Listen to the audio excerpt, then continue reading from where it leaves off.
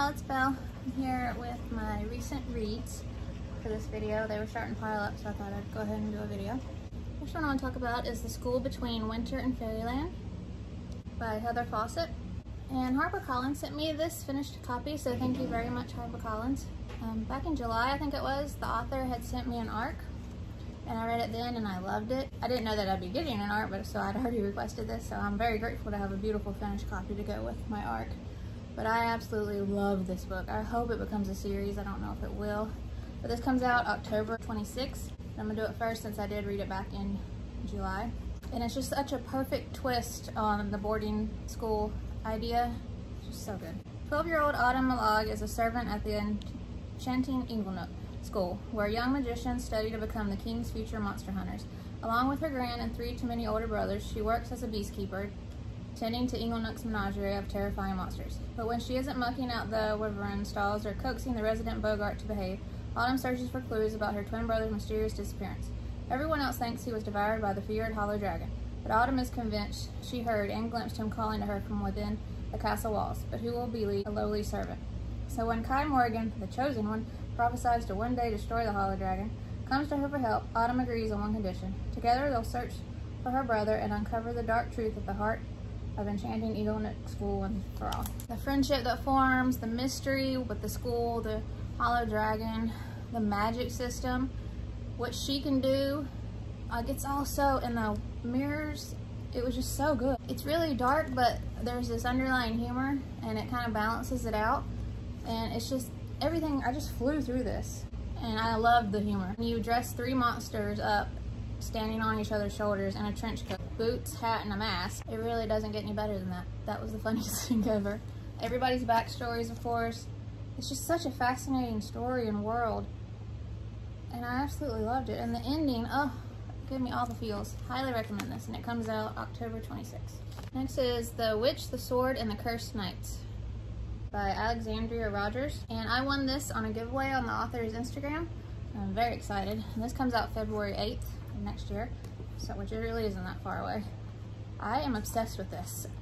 I think it's going to be a series, and I really hope so because I'm so in love. It says for fans of The School for Good and Evil, which is my favorite series, so they're right. I love this, and I really can't believe this is a debut. There's been so many debuts that I've been reading recently that are just phenomenal. Characters are so great. Like, you fall in love with them. Even the side characters and the villains. Everybody is written so well, and you're so invested, and you're rooting for these two.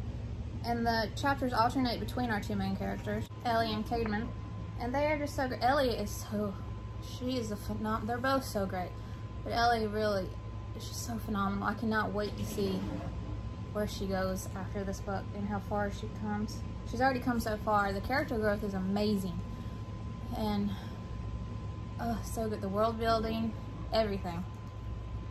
So I read them. 12-year-old Ellie can't help that she's a witch, one of the most hated members of society.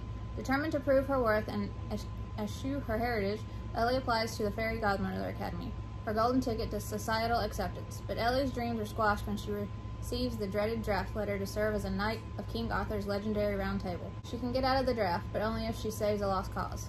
Enter Caedmon, a boy from Wisconsin struggling with the death of his best friend. He first dismisses the draft as ridiculous. Magic can't possibly exist. But when Merlin's ancient magic foretells his family's death if he doesn't follow through, Caedmon travels to the knight's castle where he learns of a wicked curse leeching the knights of their power.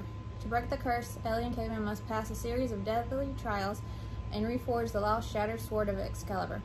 And unless Ellie accepts her witch magic and Caedmon rises to become the knight he's meant to be, they will both fail, and the world will follow the same darkness that brought King Arthur and Camelot to ruin. It just puts a new spin on Camelot like I've never seen before. And Roxy and Galahad, they have my heart. And their Yorkshire, like, so creative and ingenious. Like, all the creatures and characters that you... So good. There's so much in here. So many amazing things. You have a fairy godmother, knights, witches, a pirate boy, a mermaid princess who kicks butt. I don't know, I've said witches, fairies. A curse. This thing that steals your heart and makes you... It's just evil. Oh, it's just pure evil. Trials. A mysterious villainous witch. And she's terrifying. She's very well written. And Bert. Bert is... you just have to read. And then the curse itself and the mystery is just so good. I highly recommend this. Comes out February 8th. And thank you again to the author. Next we have the Verdigris Pawn by Alysa Wishingrad. And this was so great. I was so impressed by this. I think it's a standalone, but I really wouldn't mind more. The heir to the land should be strong, fierce, ruthless. Everything Beau is not, according to his father. Beau has spent his whole life locked away, useless, just another pawn in his father's quest for ultimate power. Until Beau meets a girl who shows him the secrets his father has kept hidden and reveals just how brutal and merciless his reign has been. For the first time ever, Beau begins to question everything he's been told and sets off in search of a rebel who might hold the answer to making things right. All the while, sinister forces are lurking in the shadows, and the future of the land and its people hangs precariously in the balance. Beau soon realizes that the key may be within himself, but only if he can find the power to go from pawn to player and save the land before it's torn apart. This is another debut that was just phenomenal. This just shows appearances aren't always what they seem, and power can come from those that you least expect it. Another one with great characters. Cressy is my favorite, and everything we learn about her and what she can do, she's so intriguing. And the pawn and that game of fist and the backstory of the kingdom and the king and Beau's mom. And it's just a great message about righting wrongs of those that came before us and making things right and not repeating past mistakes. Most of the chapters are told in Beau's point of view, but some of them are told through Cressy's point of view, and I just love that. There's a revolution even being plotted, a spreading deadly fever, there's betrayal, secrets, messages of grief, parental pressures, justice, and this is a true book of heroes, because heroes don't know they're heroes. Heroes that come out and say they're heroes aren't true heroes. Highly recommend. So we have Felicity Bloom and the Golden Arrow by Estelle Grace Tudor. This is the 4th book in the Through the Fairy Door series, and I just love these books. They're just like a warm hug, and they're just so cozy and heartwarming and charming, and I can't say much. Obviously this is the 4th book. Each book is told from a different kid's point of view that's in the Bloom family, and this time it's Felicity's turn. And there's only one more book, and that will be the last book, and it makes me so sad because I don't want to say bye. But I love this series so much, and I really would have loved this when I was a kid. I would have loved playing pretend and going through the fairy door and being a key keeper and all of that stuff. It's just so magical, and just, oh, I love them. Highly recommend this whole series. We have City of Dragons, The Awakening Storm by Jaimal, Yogis, and Vivian Truong. I think this is the first in a series. The author had reached out to me and asked if he could send me this for reading and review, and it's a graphic novel. And beautiful art, and this just blew me away.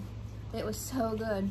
I was on the edge of my seat, which is crazy with a graphic novel, but I really was. And it begins with a bang. Grace has to deal with some ignorant creeps who are racist and get physical with her, and they're older than her. She lets them know what's what though. She's feisty. Then she suffers a loss, and then you fast forward 3 years, and her mom moves them to Hong Kong. And she makes some amazing friends at the school there, who go on the adventure with her after a strange old lady gives her an egg, and the egg hatches the dragon that's on her. And Nate has my whole heart. I want him.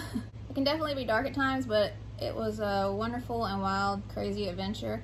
And the humor is so great. I laughed so hard at Ramesh. His humor and banter is just so good. I loved all the culture and the diversity, and I loved learning about the Dragon Kings and the Yellow Emperor.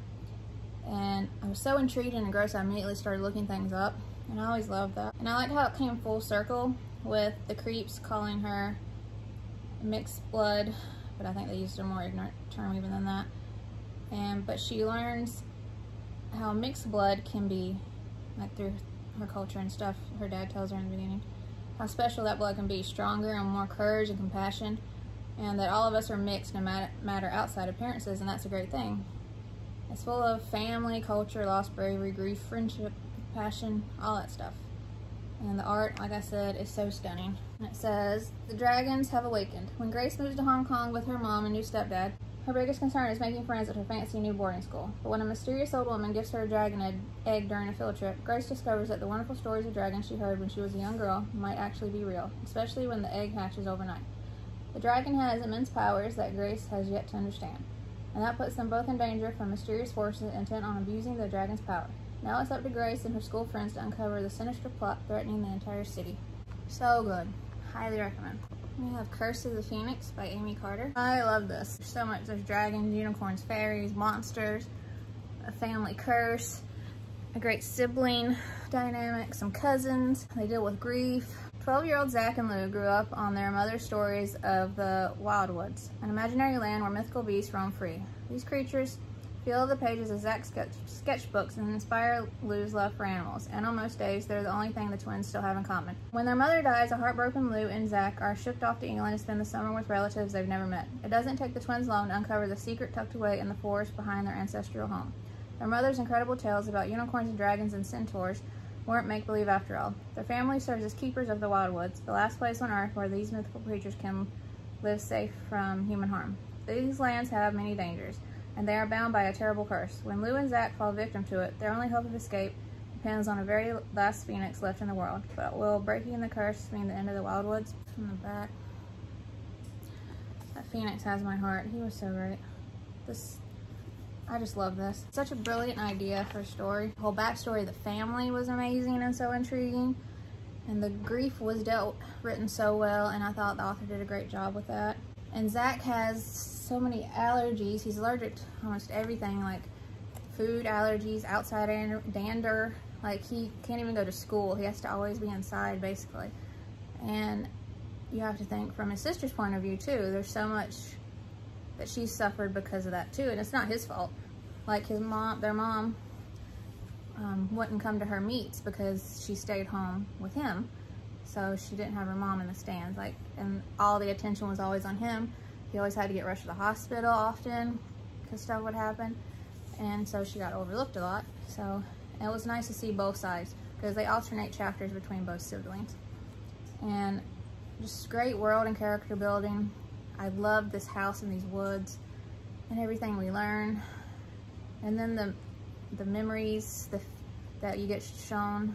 I love that. And the Phoenix, oh, it's just so good. I love this book. Highly recommend. So we have The Battle for Roar by Jenny McLachlan. This is the third and last book in the Roar trilogy, which makes me so sad. Can't say much, but since this is the third and last, but it's still full of so many gorgeous illustrations, just as beautiful as the cover. I would have loved these as a kid, and another one I would have played pretend with. And the way the author did from like the half all the way to the end, and the way it ended, I'm so glad she went that way. I love how she ended this. It was the ending it deserved, and it gave me all the feels, and I loved it. Highly recommend. So we have the Firebird song by Arnée Flores. I love this. It's dark, upper middle grade for sure, which I love. The kingdom of Lyrica was once warm and thriving, kept safe by the Firebird. His feather and song were a blessing of peace and prosperity. But the Firebird disappeared, and Lyrica is now terrorized by the evil spectress who wields her power from within a volcano. And all that remains is a mysterious message scrawled on the castle wall. Wind, woman, thief.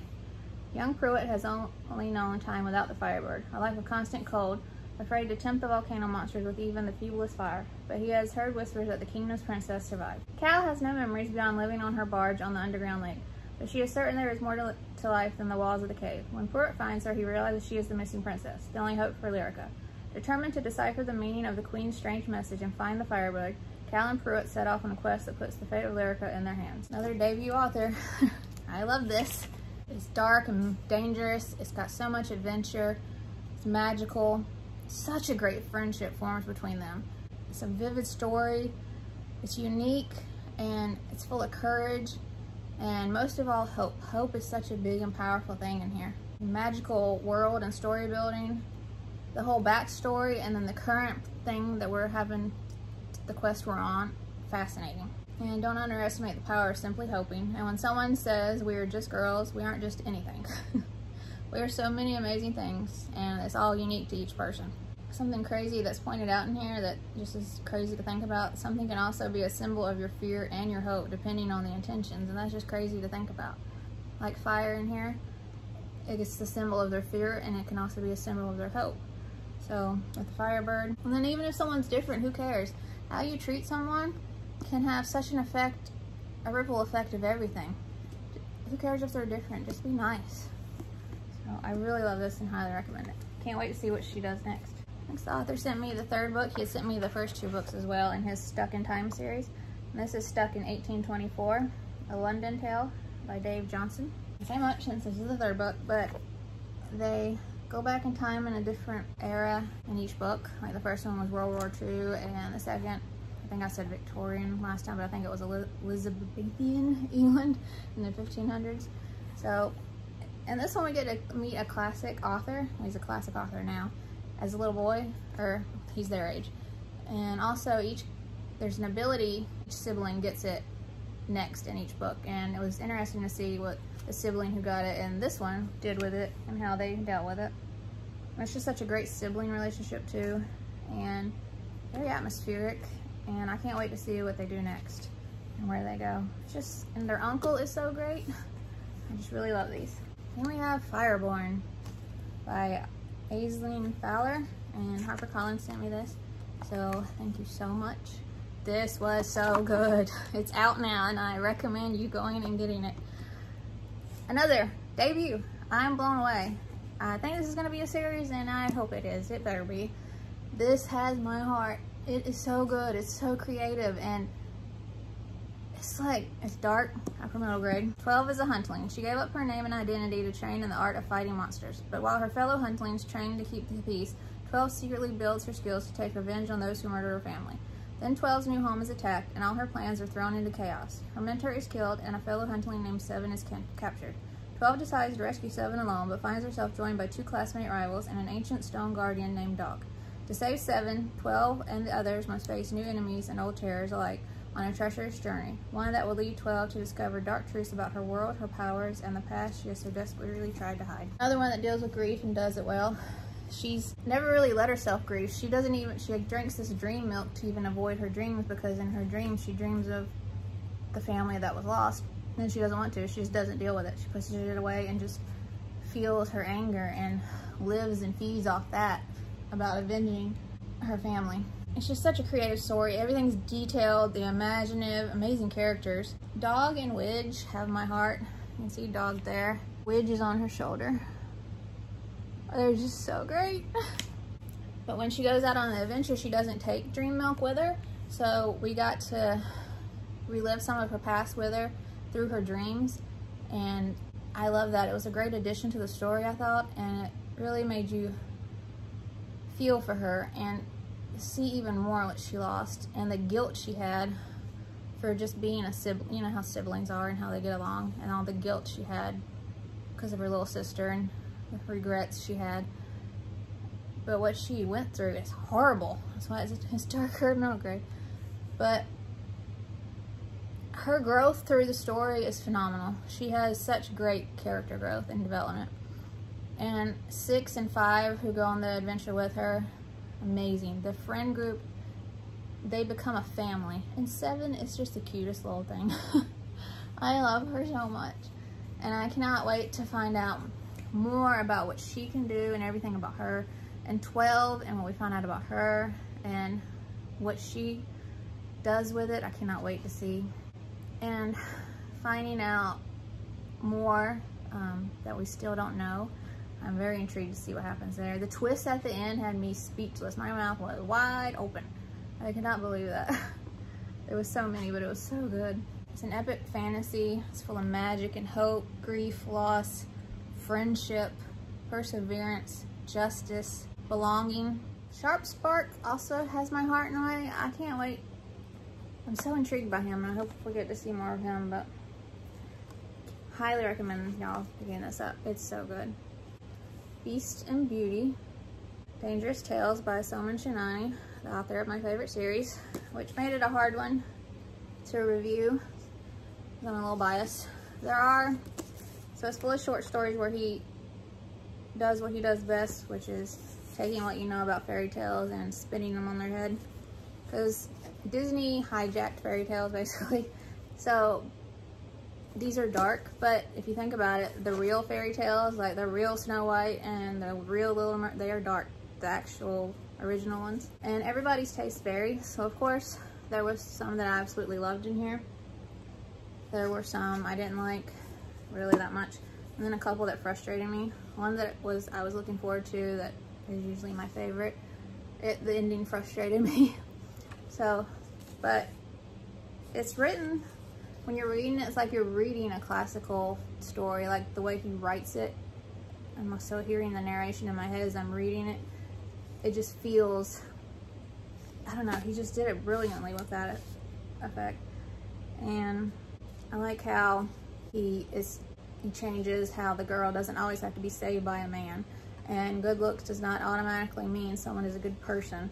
And there's one where he basically is making fun of a Disney movie. He doesn't say that right out, but the way you can tell that's what it is.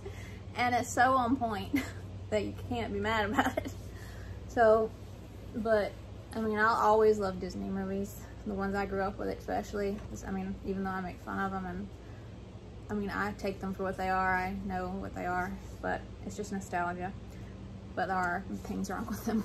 And then, I think I mentioned this before, but there is a stepmom thing in here I roll my eyes at. It's just something when you become a stepmom and you just notice it everywhere, the evil stepmom card. And I always roll my eyes when that card's played, but it is what it is. But yeah, I really love this, and thank you HarperCollins for sending me this. And it's full of amazing illustrations. Oh, and forgot to mention it, but Fireborn also has full page, beautiful illustrations sprinkled throughout too. I wanted to mention that, I forgot. This is out now, and I highly recommend it. I can't wait to see what he does next. It's like a full story novel, not just the short stories. But he's a master at flipping the fairy tales. If you need trigger warnings, if you're triggered, I would look up trigger warnings for this one because it's full of things that are triggering, I would imagine, for many people. There's even one story especially that it made me very uncomfortable, and I don't know, and that's not even something I've had to deal with. And Soman even said that he's afraid of the story, and he still has not even reread it. Him and his editor or agent, somebody, they just left it at the first draft, and they left it at that, and he's not reread it since. So that should tell you. So, hey y'all, this is Editing Belle. I just wanted to pop in and say something I forgot to say. I'm not giving the ratings because I don't rate middle grade anything lower than a 4, so I only rate 4 and 5 stars. It's just a personal reason. They aren't written for me. I'm a woman in my 30s, so I don't think it's fair for me to rate anything lower than a 4. But that doesn't mean I'm not gonna say when I don't like something or what I don't like. I always say if like I didn't like something as much or something annoyed me, like I always do that. But just with ratings, I just don't think that's fair. And though that before people start, that doesn't mean I think it's wrong when others do it. Everybody is different. And if an adult reads it and doesn't like it and like rates it a 2 or 3 star, I have no problem with that. It's just my personal thing that I just don't do. Everybody's different, so I've had people message me over and over about how 3 star means you really love a book, and I just disagree with that. So everybody is different, so that just proves it. So that's just me. And for the most part, these books, if I've rated it a 4, I mean, that doesn't mean I didn't like it either. I've been really lucky. Almost all the middle grades, only been like 2, 3, or 4 that I didn't absolutely love, but I've loved them so much. I don't go into them nitpicking and picking them apart. I mean, they're middle grade, but even if I did, they've just all been really great, and I just love them. Now, what does annoy me is, I've posted something about this before, that people who will rate a middle grade like 2 star or 1 star and put it was too middle grady, and they don't really like middle grade. Well, it's too middle grady, it's middle grade. You don't like middle grade, why are you reading like, that's just ignorant, and that will make me mad. But actually reading it and loving middle grade but not liking the book, and an adult rating it low, no. But I just wanted to come in and say that, but I will always say if I didn't like something. So that's why I just don't bother saying the ratings on here. But like I said, I've been lucky for the most part. I think I love everything. There's just, middle grade's the best. Alright, just wanted to say that. Alright y'all, that's all my recent reads so far. I hope y'all enjoy this, and I hope you'll stick around. I hope y'all like my spooky shirt this time for Beetlejuice. I think all the ones I've been wearing so far, I think I've gotten from Etsy, but I love them. And I hope you enjoyed the video, and as always, Illustrators will be linked below, and I will see y'all in my next video. Bye!